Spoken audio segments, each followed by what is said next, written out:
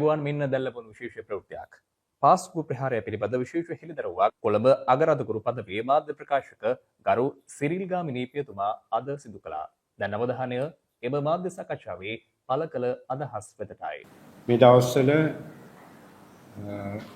අතිතුම් කාර්යනල් හිමිපාණන්ටත් සමහර පූජා ප්‍රසාදිතුමන්ලටත් ඒ වගේම කතෝලික සභාවටත් විරුද්ධව විවිධ අසත්‍ය ප්‍රකාශයන් ඒ වගේම මඩ ප්‍රහාරයන් දියත් වෙමින් පවතිනවා කියලා අපිට පේන්න තියෙනවා, විශේෂයෙන් සමාජ මාධ්‍ය ඔස්සේ.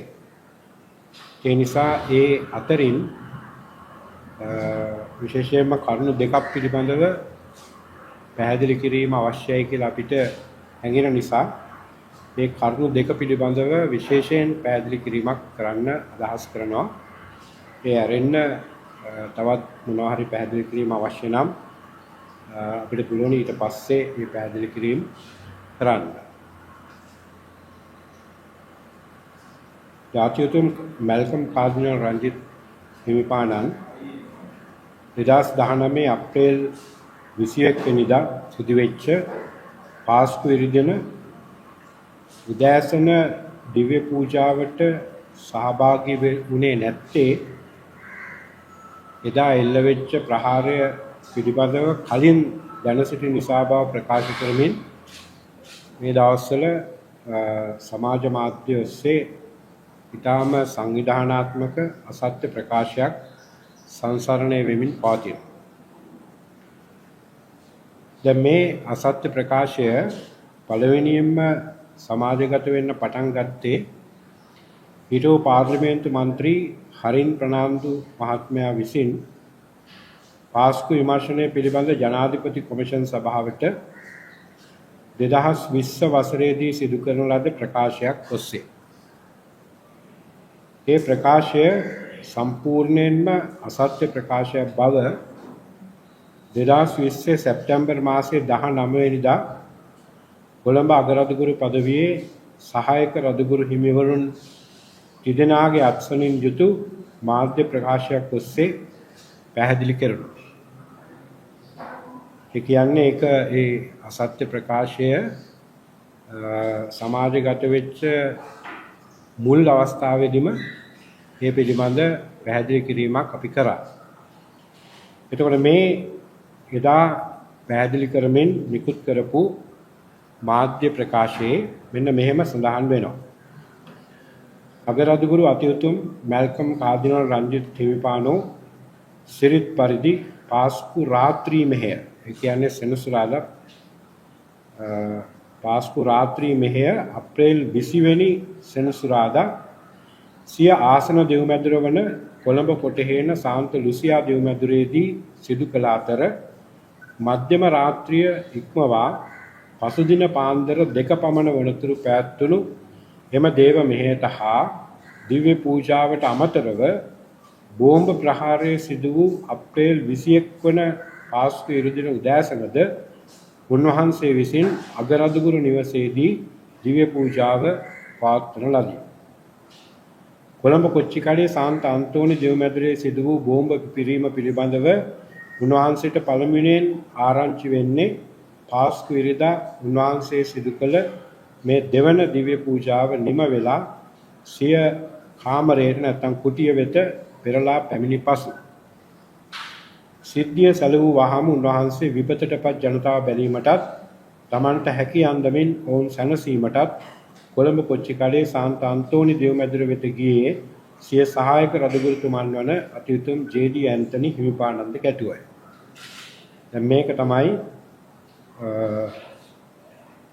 2020 සැප්තැම්බර් මාසයේ 20 වෙනිදා නිකුත් කරපු මේ පැහැදිලි කිරීමේ අන්තර්ගත වෙන ප්‍රධාන කරුණ.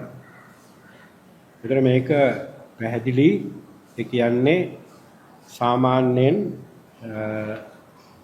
කතෝලිකයන් සහ කිතුණු භක්තිකයන් දන්නවා පාස්කු මංගල්‍යයේදී විශේෂම නැත්නම් ප්‍රධානම දිව්‍ය පූජායාගේ පැවැත්වෙන්නේ ඊට ඉස්සරින්ද, ඒ කියන්නේ සෙනසුරාදා රාත්‍රියේ.